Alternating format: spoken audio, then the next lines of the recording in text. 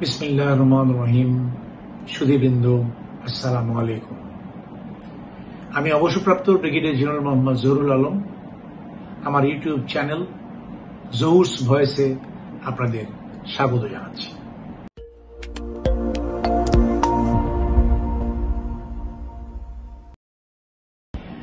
আমি আজকে যে বিষয়টি নিয়ে আলোচনা করব সেটা হল বাংলাদেশ বিরোধী অপপ্রচার বনাম ভারতের খড়কুটো ধরার অপচেষ্টা।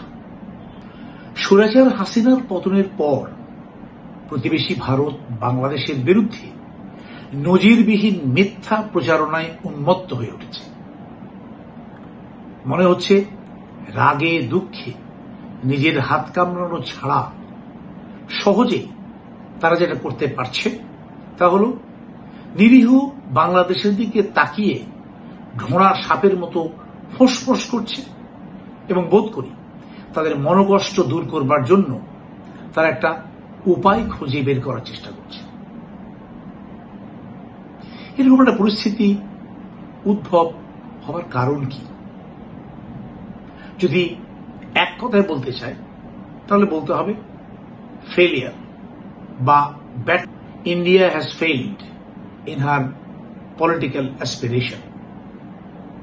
India has failed in her foreign policy materialization, and India has failed in her diplomatic vision and mission.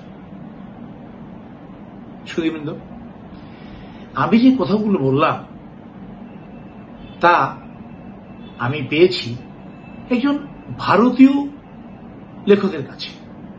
তার নাম শুভজ্যোতি ঘোষ, বিবিসি নিউজ বাংলা। তিনি গত 12 আগস্ট 2024 একটা প্রতিবেদন ছাপিয়েছেন। সেই প্রতিবেদনের শিরোনাম, একের পর এক প্রতিবেশী দেশ ভারতের বিরুদ্ধে ক্ষুব্ধ হয়ে উঠছে কেন। প্রতিবেদনটি অনলাইনে আছে, আপনারা দেখে নিতে পারেন। তিনি তার প্রতিবেদনে দেশি বিদেশি বিভিন্ন ইউনিভার্সিটির প্রফেসর, রাষ্ট্রদূত, থিঙ্ক ট্যাঙ্ক, বুদ্ধিজীবী এবং আরো অনেকের মতামত গ্রহণ করছেন এবং তারই আলোকে তিনি এই প্রতিবেদনটি ছাপিয়েছেন। আমার আজকের আলোচনাটাও তার সেই লেখাকে কেন্দ্র করে।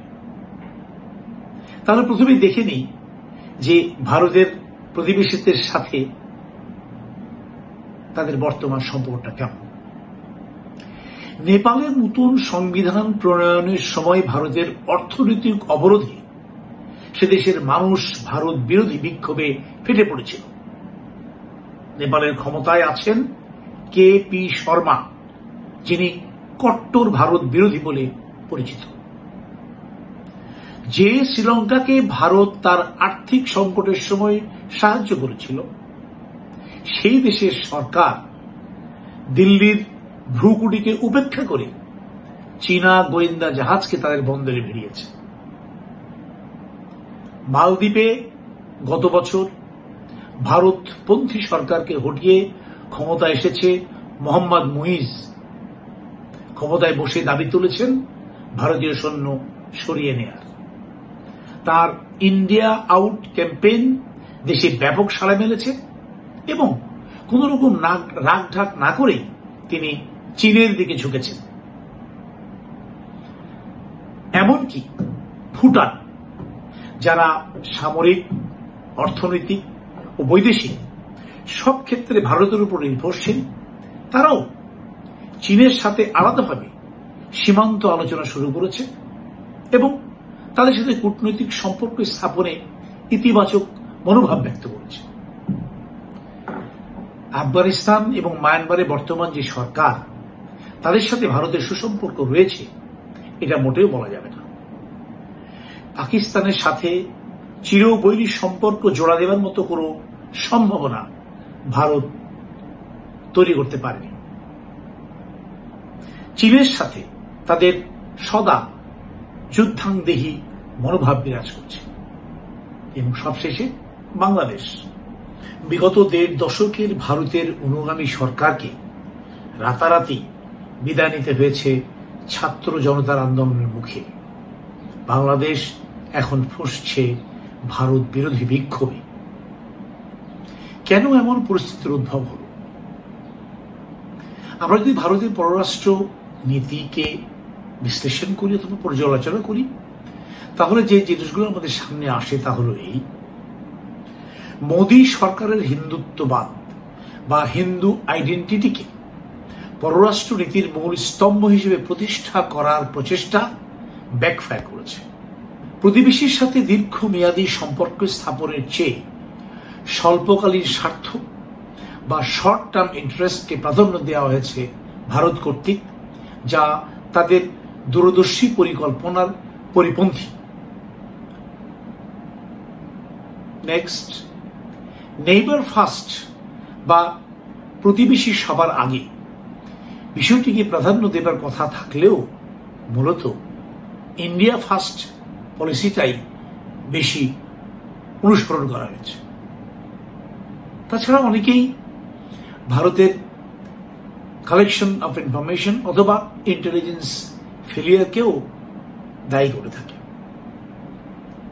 সবথেকে বিপর্যস্ত এই বিব্রতকর যে বিষয়টি, সেটা হল বিদেশ নীতিকে বাস্তবায়নের জন্য শাসক দলকে নিয়োজিত করা হয়েছিল।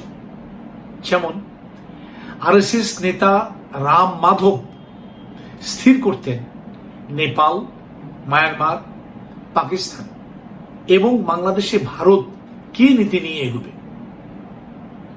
সবকিছুকে এলোমেলো করে দিয়ে ভারত সত্যি আজ দিশেহারা। সুধীবৃন্দ, আমি ব্যক্তিগতভাবে ভারতকে ধন্যবাদ জানাতে চাই। Thank you India.